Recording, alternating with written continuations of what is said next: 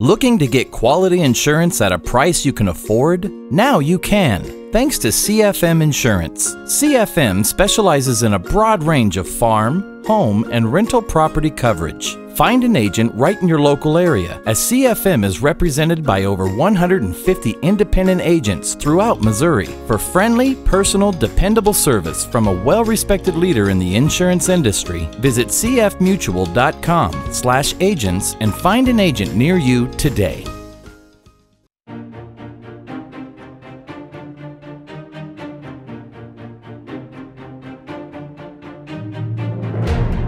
Welcome to This Week in Missouri Politics. A week before the primary election, and maybe the biggest thing on the ballot is right to work.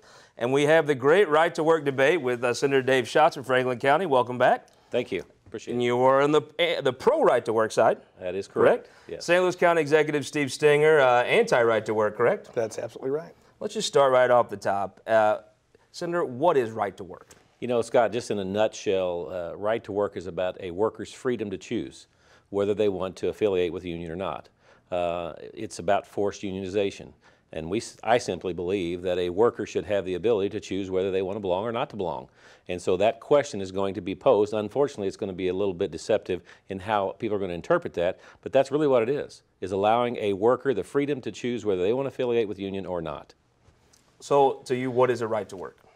You know, first of all, it's deceptively named right to work, and it should be, it should have another name, but of course for 40 years we've been dealing with that. So, you know, what it amounts to is a race to the bottom, and it eliminates collective bargaining rights of our workers, resulting in lower wages and resulting in less workplace safety. Break it down. Why do you personally support, or why do you support making Missouri a right to work state? Well, fundamentally, I just think one of the core beliefs that I have that we're endowed by our Creator with certain unalienable rights, and that is to life, liberty, and the pursuit of happiness. And I think whenever you force someone to have, because of an employment, to join a labor unit against their will, you're having a difficult time convincing me that that's the right thing to do. So I've always believed that a worker should have the freedom to associate or not associate. But if you want to be employed in this environment that we have in Missouri right now, you are forced to join a union, and I just inherently disagree with that. You have a long record of being opposed to right to work. Why are you personally opposed to right to work? You know, I'm personally opposed to right to work because, you know, I lived through right to work when I was 6 years old, 1978. I campaigned against it with my father, who was a CWA lineman for Southwestern Bell, and his father was an electrician for the railroad, and my grandfather's father worked on the railroad. So I have a long line of working people in my family, and I have seen firsthand what the ability to collectively bargain does for workers and the benefits that it adds for workers. And ultimately, if you look at what happens economically in a state that brings right to work in, wages are over $8,000 lower per year per person. I mean, that has a major economic impact as well on the entire economy. That's notwithstanding the negative impact that it has on every one of those families who has their wages and their benefits lowered. Tell me, if right to work passes, what is it, a normal person, let's say in New Haven, how does that person's life change if right to work passes? Well, if right to work passes, obviously, again, if they're affiliated with a labor organization, they will have the ability to, whether they want to continue to have that relationship and have them represent them in that process. And so at the end of the day, it doesn't change. And for the How fact, does it change for somebody if that guy in New Haven's not a member of a union? well, again, it doesn't change for those labor organizations. When we look at states that have passed right to work, there's 27 states right now that currently are right to work states here in the United States.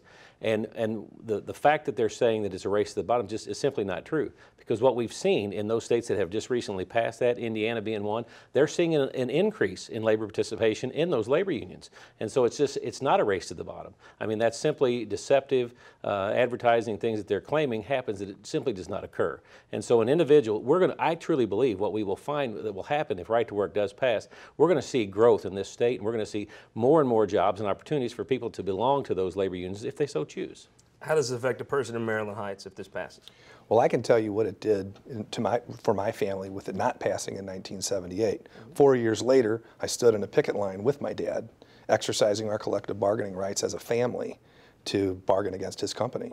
And union went on strike, brought management to the table, and we were able to get better wages and better benefits for our family. And I can tell you what it would do and what it would have done then. You know, to my family, 4 kids, 2 parents, both parents working. This was back when I was in 1978 when I was a kid. To reduce wages, the commensurate amount of that $8,000 would have been absolutely devastating to our family. We were on an extraordinarily tight budget. We had about a 900 square foot home, 1 bathroom, all the kids in school. You know, we were making it, but we were barely making it. So what that could do to a family right here in Missouri and Maryland Heights throughout our county, it'd be devastating. Senator Schatz, Missouri's economy, I think most people would call it stagnated the last several years. It's not grown. We've lost population. We've not kept up with the national average. If Right to Work passes, I'm assuming that's not the end. What else does the state need to do to stimulate our economy? Well, I think we need to continue to look at workforce development. For one thing, companies that are wanting to come here to Missouri, they're looking to make sure that we have a qualified workforce, a ready and willing workforce. So workforce development is a big issue that we're going to have to continue to work on. Right now, the Missouri economy is moving very well right now as far as the labor market is. There's unemployment is at historic lows. So we're going to have to focus on getting workers and getting them trained and attracting companies to come with a well-trained workforce. But I also realize that you know, continuing tort reform issues that make Missouri a business-friendly economy place to come and operate is other issues that we're going to have to continue to address. County Executive Steve Stenger, let's suppose your side wins and Right to Work is defeated. I still think Missouri faces the situation of a bit of a stagnant economy. As the county executive or the economic engine of the state, what does the state need to do to inject more life into the state's economy? You know, since I took office 3.5 years ago, we've had $5.7 billion of economic activity in St. Louis County. So economic development, $5.7 billion, resulting in approximately 5,000 jobs gained and about 25,000 jobs retained. And when we're talking about corporate expansions in St. Louis County, one of the #1 issues is, can this particular company get their work done under budget and with a quality workforce? And that's one of the things that defeating Right to Work brings us. We can continue having that workforce development, in many cases through unions, and having that excellent workforce available in St. Louis County to do these absolutely enormous projects, like the one Centene has in Clayton right now, $772 million, or the approximately $200 million expansion of Pfizer in Chesterfield. Or Worldwide Technologies building, the $100 million building that they put in Maryland Heights. So we are continuing to see, because of our excellent workforce, our local workforce building out all of this economic development. Senator Schatz, let me ask you a question. If this does go down to defeat, do you think the legislature, if a majority of pro-right to work legislators are reelected, do you think this vote notwithstanding they should pass this again? You know, I think it's too early to really address that issue until we actually get through the election cycle and see how that turns out. I do know one thing, that this is probably one of the most deceptive ad campaigns that we've ever seen on this particular issue, of trying to really get away from really what the true facts of this issue are. Again, we've heard statistics that says we're $8,000 less in wages. The reality is, in Right to Work states, adjusted for cost of living, Right to Work states are $2,250 higher in income, spendable income, in those particular states. You know, the way you twist the numbers and the way things have been communicated here, again, is very, very deceptive. And so at the end of the day, what we need to look at is how this thing turns out. You know, we're being outspent 10-1 on this particular issue. And so the outside forces, the labor bosses, those who support Hillary Clinton and Nancy Pelosi, are spending 10-1 what we're spending on the pro side of this issue. And so I think the deception here is going to be very difficult for us to overcome. And so we're going to have to wait and see exactly what happens after this election cycle. You mentioned 1978. That's the last time this was put before the voters. If this proposal is rejected at the ballot box, should the legislature, if they're reelected a pro-right to work majority, pass it again? I think they might want to wait another 40 years. I think that'd be a good idea. But no, I mean, look, the legislature already moved it to August with the hope that moving it to August would make it more difficult to take it down. I think it's going to get taken down. And when it does get taken down, I think that the legislature should realize that Missourians have spoken, and they spoke out in favor of our workers. And I think people realize that our union workers really kind of set a standard for workers throughout the state. Ask you a follow-up question on something you mentioned with that $5.7 billion in an economic activity. As a simple West Butler County hillbilly, it's not always nice to hear that St. Louis puts that much into the till. Do you think there's a message the state could put out that lets folks know that St. Louis and some of those union workers are valuable, and a lot of that government spending comes from St. Louis? Yeah, I think so. You know, when you talk about decreasing wages by $8,000 per person. As I said, that's a huge economic impact. And the impact that that has on your local tax base and on the state's tax base is also quite dramatic. Senator Schatz, the last question. I want to ask you. Oh, go ahead. One follow-up. I just want to talk to the point, but going back to about 1978, obviously I was about 15 years old in 1978 and was around for that campaign. But if we look at historically what's happened to labor unions since that time frame, we were about 20% of the workforce was unionized at this point. Today we're at 8.1%. We've lost from 9.1% last year to 8.1% in labor participation in unions. So we've continued to see a decline. Over the last 40 years, I don't think the track record is very good when we look at how have we been a right-to-work state, how has that affected union participation? If we don't do something to change that trend, we may be at zero before very long, it appears. Ask you a follow-up question. Yes, sure. You're a leading candidate to be the president of the Missouri State Senate next Sure. session. You have 4 years left. Absolutely. Provided the voters of Franklin County don't surprise the state and shock them. In the next 10 years, do you believe Missouri will be presented with the chance to become a right-to-work state again? I absolutely do believe that probably before my time in the legislature is over, we'll be dealing with this issue. If it's not successful this time, I do believe that's something that will probably come back around. Because I truly believe that if you ask the question, if you frame the question and you inform voters, the majority of people will say, yes, we need to let workers have the freedom to choose whether they want to associate with a labor union or not. I want to first of all thank both of you for being here, representing the pro-labor argument, the anti-right-to-work argument, and Senator Schatz, the pro-right-to-work argument. It's always a breath of fresh air on such an emotional issue when you have people that can actually talk about it intelligently. So my last question, Senator Schatz, why should someone go to the polls next week and vote for right-to-work? Again, I believe it's the right thing to do. I think that allowing a worker the freedom to have the ability to choose is the right thing to do. St. Louis County Executive Steve Stinger, sum it up. Why should someone go to the polls and vote against right to work? Yeah, it's a simple vote no on Prop A, and it's because it will impact our entire state negatively, particularly the workers and working families throughout our entire state. Senator Dave Schatz, thank you. Thank you. St. Louis County Executive Steve Stinger, thank you for joining us. You got it. Thank you. I want to thank all of you for watching the Great Right to Work debate. We'll be right back with our Senate District 14 debate. I want to also take 1 second to remind you, go to MissouriTimes.com, every history buff. We had a chance to sit down for over 2 hours with the only man that's ever been the Speaker of the House and the Pro Tem of the Senate, Ron Richard, a retrospective of his career at Missouri Times. We'll be right back with the Senate District 14 debate after this.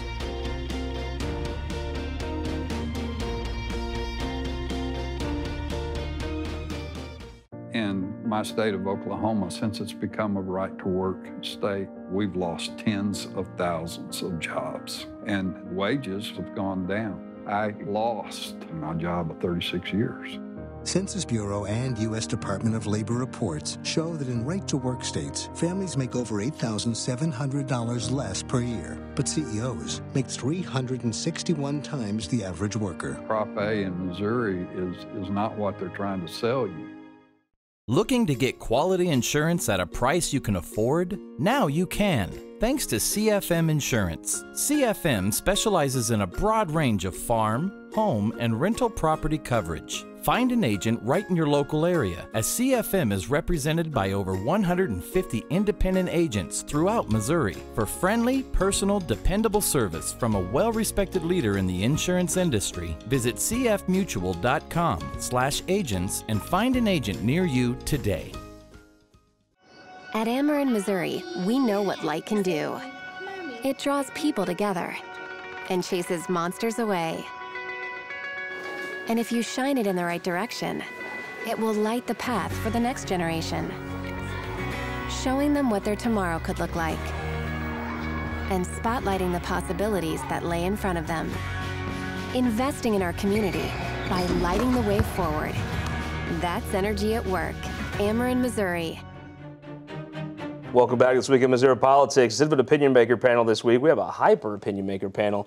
We have the candidates running for State Senate District here in St. Louis County, the only competitive Democrat primary on the ballot, and it is a competitive one. We have former State Representative Sharon Pace. Thank you for joining us. Thank you. Brian Williams, new face to some in state politics. Welcome, sir. Thank you, Scott. I appreciate the opportunity. And Representative Joe Adams, been on the show before. Welcome back, sir. Well, thank you for inviting me back, Scott. Let's just start with the first question. Let's just ask pretty simply, why are you the best person to serve in the legislature? Well, I feel I'm the best person. I was formerly a state representative, as you know, and I termed out. The constituents put me back in those 8 years, so they did have confidence in me, and I did supply them with the information that they needed on a daily basis, if not weekly. I feel that the experience does help. I've worked across the aisle with the Republicans and got several bills passed, and that's a plus. And I just think I'm the best person as far as being the only woman in the race. I don't ask you to vote for me because of that, but of course we work for everyone, but there are women's rights that are being attacked, and I think I would be the best candidate to actually spearhead that particular situation and see that things are taken care of in a women's way of doing things and being that voice. Sure. Brian Williams, why are you the best person to run to be serving the state senate? Absolutely. Thank you for the question, Scott. I think it's simply about sending a fresh voice to Jefferson City. You look at the gridlock and what we've had in this previous administration, to think about the fact that politics has become pretty much the only occupation where you could go to work every day and make a conscious decision to disagree with someone and still have a job. I think it's important that we focus on moving the region forward and making the state better. My experience working as a congressional staffer, being able to also serve as a board director for a community health center where we've been able to appropriate several millions of dollars of funding to the state, whether it's in capacity of mental health disparity or focusing on the opioid crisis. I'm confident with just understanding government as a congressional staffer. First thing I did was went to every federal agency and I said, hey, I'm Brian Williams. Tell me, what do you guys do? I did it with state agencies in Jefferson City, as well as St. Louis County and city municipal government. So I'm confident that that understanding of government, being able to enforce strong policy, as well as build relationships and get out of the gridlock and death wish of disagreeing in Jefferson City would be refreshing for the state of Missouri. Representative Adams, why are you the person to serve in the state senate? Outside of my experience, I have worked in all levels of government so far, from municipal to the state. I know how to get things done, and I know how to work across the aisle. For example, when I was mayor of University City, I was chair of a committee that was made up of legislators, industry sources, and municipalities as we tried to work out an issue dealing with telecommunications. And I was able to shepherd that and push that forward before I ever got down to Jeff City. And I had to work with Republicans. And I worked well with a great Republican who's a great friend of mine, John Griesheimer. So I know how to work. I've been able to work with Republicans to stop bad legislation that they have proposed and bring them aboard, Republicans from particularly rural areas, where I can show them how that legislation is going to hurt their communities. Brian Williams, this is a uniquely important district to the state, Central St. Louis County and the North St. Louis County. What's the biggest issue facing this district, and what can you do to address it? I think the biggest issue facing this district is several because of the fact that it's such a diverse district. You think about the fact that on the south end we have downtown Clayton, and then we have several other municipalities up north like Berkeley and Kinloch, which are some of the more poverty-stricken ones. So I would have to say right now it'll have to go to economic development. We have to figure out how do we create a pipeline from schools into going into the workforce, creating training opportunities to increase workforce development opportunities for young people as well as unemployed and underemployed people throughout the 14th district. So I would say focusing on economic development. As a congressional staffer, I was able to help retain 3,200 jobs, maintaining the National Geospatial Intelligence Agency right here in the St. Louis region. To think had that facility left, that would have been roughly $4 million that would have left the city of St. Louis as well as the region. So I think it's about creating jobs, getting people back to work, creating an educated but also informed workforce that can get back to working. So I think that would be probably the most important focus. Representative, what's the most important thing facing the district, and what can you do about it in the state Senate? Well, it is a complex question, and I'm glad you asked that question. It really comes down to truly education. And out of education, you can solve a lot of other problems like crime. If we start educating our population correctly, and that means starting with pre-K, we got to fund all of our educations adequately. That's K through 12, higher education, and trade schools. They must be funded. And the funding cuts over the last few years, I know everybody keeps saying it's fully funded, but it's not. We've got to do that. If we can educate our population, we will then stop the school to pipeline, jail pipeline going on. Because they keep telling me by 3rd grade, 8 years old, they already know how many jail cells they need to build. And we know now we can't build enough jail cells in this state of Missouri. We can't afford it. So we've got to stop that pipeline. We've got to do it, and that's education. Representative, what is the biggest issue facing the district? I think all of those are as well. Those are good answers, but I'm a healthcare advocate. I've been in healthcare industry for over 20 years as a patient accounts director. So I see a lot of issues that come through in health problems. In fact, one individual came to me and she did not want to continue to go to the clinic due to the fact she couldn't pay her bill. And we know that if you don't come to the clinic and get the proper care, you won't be here to pay your bills. So we definitely want to make sure that people get the health care benefits that they need. And also all that ties into the others, the education piece, as well as the jobs and economic development. If you don't have the health care, you won't be able to sustain a job. We need to revolve around health care, make sure our seniors are covered, our children are covered, and get the proper health care that they need. Representative, there was an incident about a block from this TV studio where some young folks were profiled. There was at a local, stemming from an incident at a local IHOP. What do you do to stop that and also address the needs of business owners that are concerned about some of the issues that stem from why they called the police in the first place? Well, one of the things you've got to do is you've got to really and truly train your police department, your police officers. They've got to understand when they get a description of somebody, they just can't say, oh, black, and forget about all the other descriptors of who these criminals may or may not be. We've got to stop arresting young people merely because they are walking or driving through a neighborhood. That is not good police work. You got to create a compassionate police department who understand. I mean, the whole idea of having the kids walk back there to the IHOP, come on, give me a break. Representative Page, what do you do about that? How do you stop that from happening in 2018? Well, I think first of all, and I had a bill that actually related to that particular issue, we need diversity training, we need sensitivity training, and we also need the psychological testing of our police officers as well. And I think that should be an ongoing testing process, if it's not annual, even more frequently. We need to make sure that those individuals see the difference and be able to realize that there is some mental disorders that are happening in the community as well, and be able to recognize that.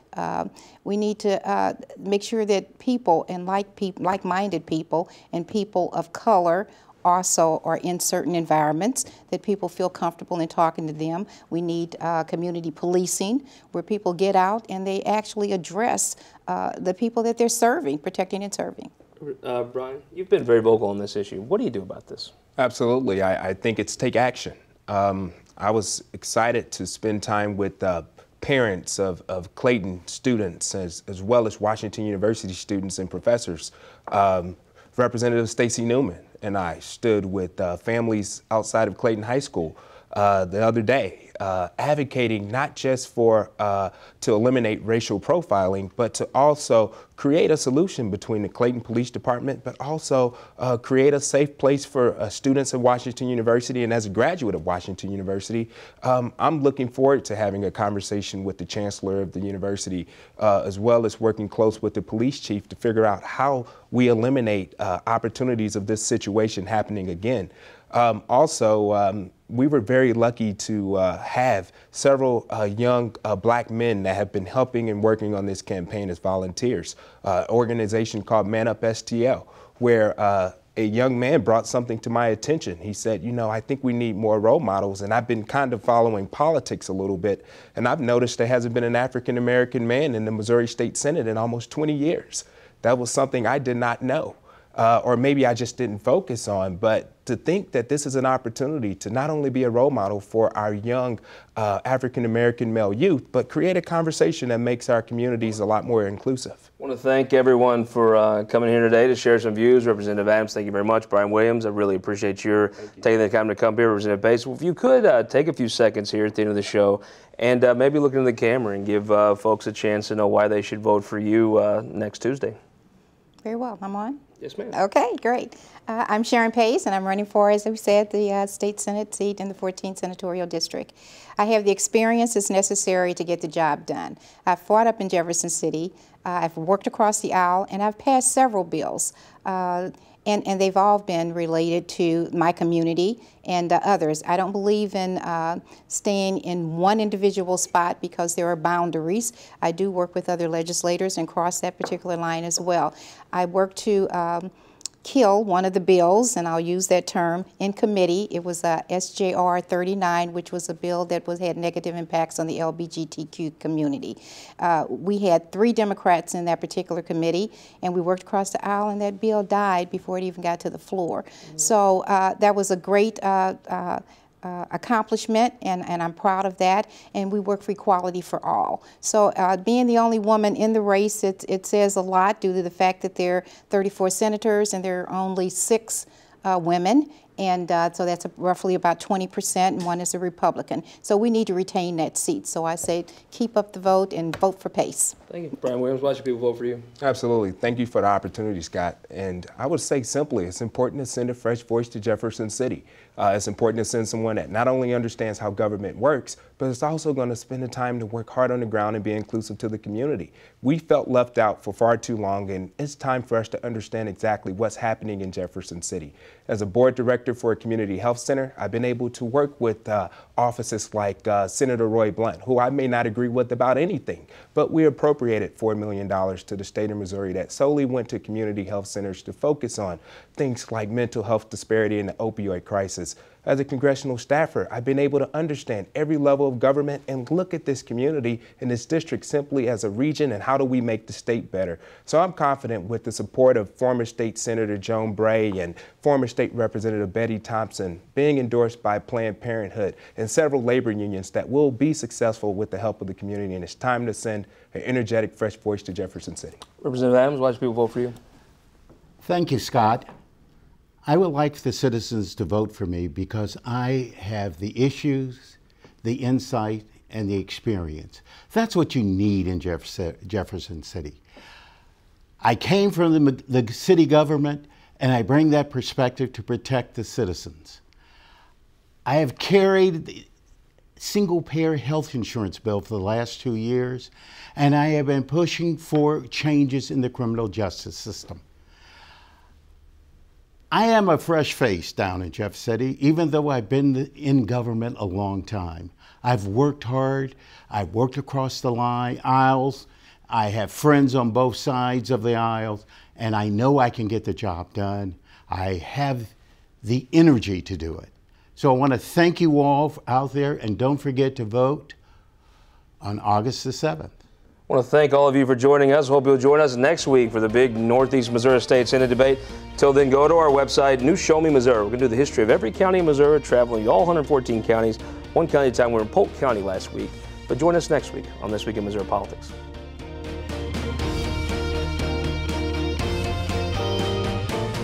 This Week in Missouri Politics, sponsored by CFM Insurance, the Missouri Association of Career Fire Protection Districts, Spire, and Sterling Bank.